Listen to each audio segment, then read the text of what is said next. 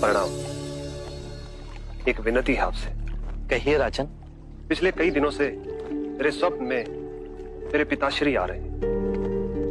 मैंने ब्राह्मणों से भी इसका अर्थ पूछा तो उनका कहना था कि तुम्हारे पिताश्री को शांति नहीं मिली, उनके लिए पूजा करनी हो, यज्ञ संपन्न करना होगा। आप तो परम ज्ञान का स्वरूप है, तो विनती है आपसे कि पूजा विधि आप ही के हाथों से हो, जो मेरे पिताश्री तक पहुंचे, उन्हें मुक्ति मिले, जीवन मरण के इस चक्र से वो मोक्ष पाले। अवश्य राजन।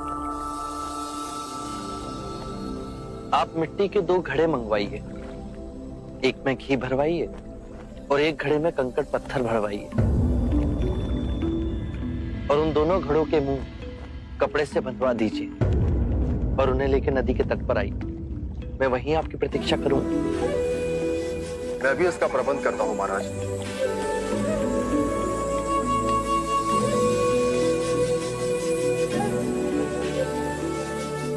महाराज, अब आप इन दोनों घड़ों को पानी में डाल दीजिए।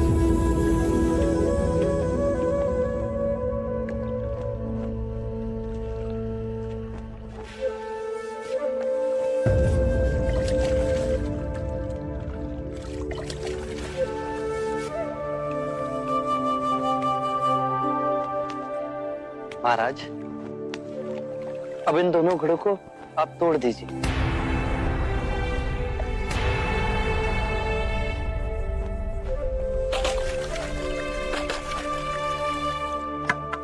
महाराज, अब आप ध्यान से देखिए कि ऊपर उठ पानी पर तैरने लगा। अब बताइए, मेरे या किसी और के पूजा पाठ करने से क्या ये घी नीचे बैठ सकता है? असंभव। ये तो घी का स्वभाव ही नहीं। सत्य कहा आप। उसी प्रकार किसी भी पूजा पाठ, विधि विधान, कर्म कांड के द्वारा पानी के अंदर डूबे हुए कंकड़ पत्थर क्या ऊपर आ तैर सकते हैं? नहीं बुद्ध, ये तो प्रकृति के नियम के विरुद्ध है। तो हम प्रकृति से भिन्न कैसे हुए? हम भी तो प्रकृति का ही रूप है। सत्य कहा बुद्ध। एक सत्य ये भी है राजन, यदि हमारे पूर्वजों ने अपने जीवन काल में कंकड़ पत्थर बोए, दुष्कर्म किए, तो वो स्वाभाविक ही कंकड़ पत्थर की तरह नीचे बैठ जाएंगे।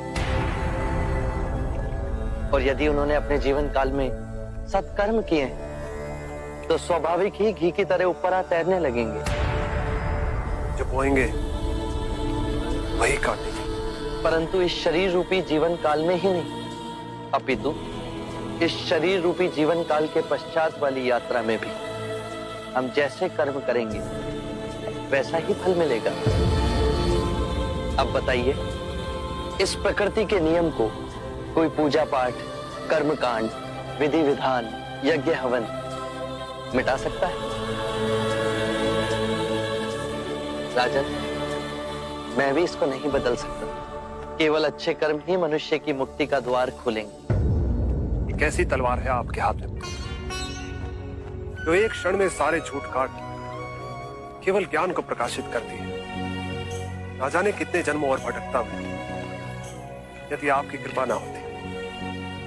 इस एक क्षण में आपने अपनी अदृश्य तलवार से मेरे अहंकार का सर भी काट दिया। धन्य है प्रभु।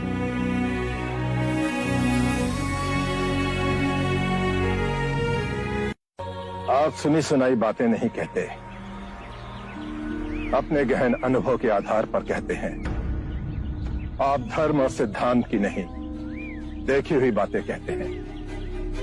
आपने कहा कि मुक्ति का मार्ग है अपने विवेक को जगाना और गूढ़ ध्यान में लिप्त हो जाना, जिससे मनुष्य स्वयं को और इस संसार को भली भांति समझ सकता है। परंतु एक प्रश्न है, ये जो सारी विधियां हैं, रीतियां हैं, पूजा पाठ हैं, क्या ये सब व्यर्थ है?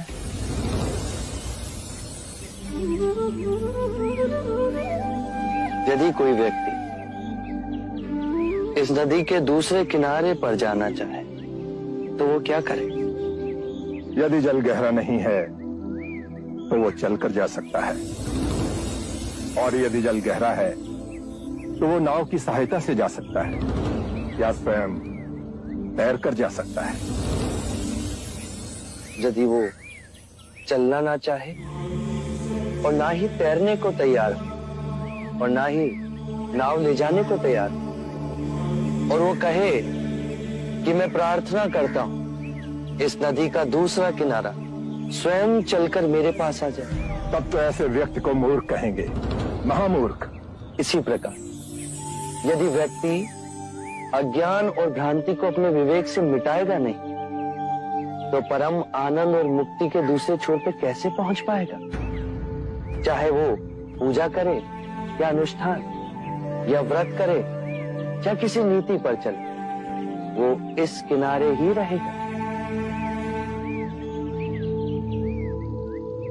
हमने सारे शास्त्रों को पढ़ा, उन पर व्याख्या की, परंतु जीवन के इतने जटिल सत्य को इतनी सरलता से किसी ने नहीं समझाया, किसी ने नहीं समझाया।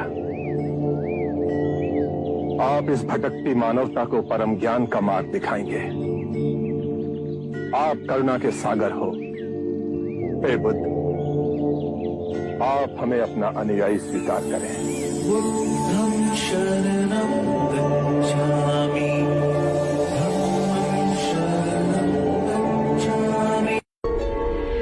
मित्रों, हम सबके बीच में मेरा चचेरा भाई अंगक बैठा हुआ है। अंगक रूपवान है, उसका आचरण कुलीन और उत्कृष्ट है। उसके बाह्य सौंदर्य की बराबरी केवल भिक्षु गौतम के साथ ही की जा सकती है। दो परिवारों के रक्त की शुद्धता उसके अंदर बह रही है। वेद पाठ का ज्ञानी है, ये तीन गुण तो उसमें है। पर यदि विचार के रूप में देखें कि अंगक मदिरापान करता है, हत्याएं करता है, बलात्कार करता है, झूठ बोलता है, चोरी भी करता है, तो उसके बाकी के गुणों का कोई मूल्य ही नहीं रह जाएगा। अतः मित्रों, सदकर्म और ज्ञान ही सर्वोपरि है पूर्ण ब्राह्मण बनने के लिए। इन दोनों गुणों में से भी सर्वोत्तम गुण आप किसे समझते हैं? सदकर्म और ज्ञान दो नहीं हो सकते। जैसे एक हाथ दूसरे हाथ को और एक पैर दूसरे पैर को साफ करता है, उसी तरह सदकर्म और ज्ञान एक दूसरे के पूरक होते हैं। सदकर्म आपके विवेक को प्रकाशमान बनाता है और विवेक से किया कर्म आपको धार्मिक बनाता है, और यही जीवन का गूढ़ मंत्र है। उत्तम, अति उत्तम सोनदन, आप हमारी आशा पे खरे उतरे।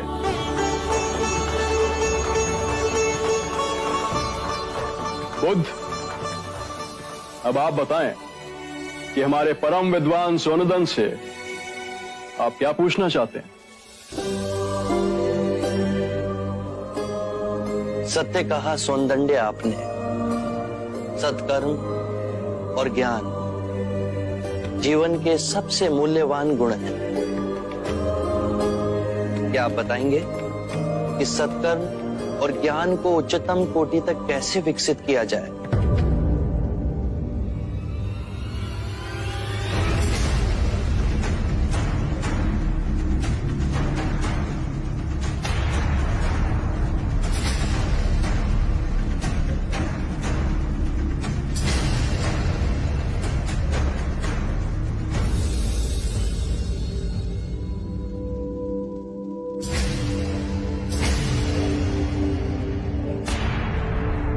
हे करुणा निदान,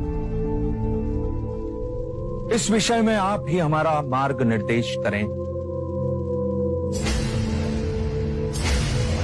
हम तो केवल सिद्धांत जानते हैं, किंतु आप बुद्ध बन परम सत्य को प्राप्त हुए।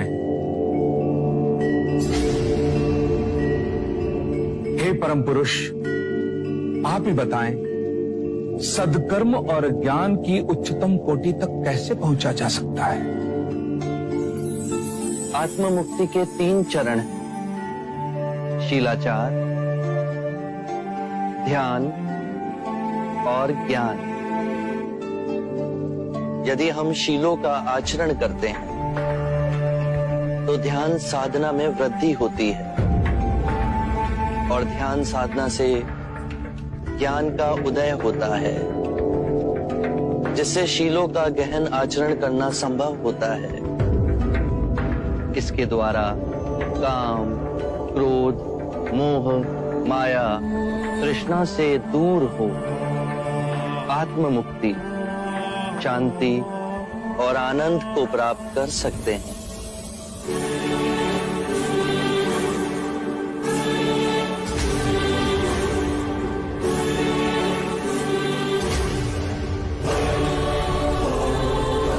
हे करुणा निधि, आपने मेरी आंखें खोल दी, मुझे अंधकार से प्रकाश में ले आए।